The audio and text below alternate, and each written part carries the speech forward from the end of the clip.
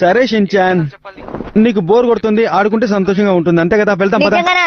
అవును షిన్చాన్, పద ఇంట్లోనే ఆడుకుందాం. ఏటి ఇంట్లోనా? అవును. కానీ ఇంట్లో ఆడుకోకూడదని అమ్మ చెప్పారు కదా నాన్నగారు.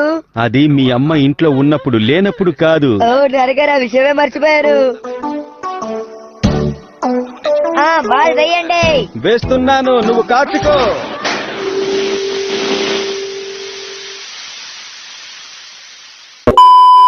కానీ అమ్మ ఎందుకు నాన్నగారు పొద్దున లేచిన దగ్గర నుంచి చికాకు పడుతూ తిడుతూనే ఉంటారు?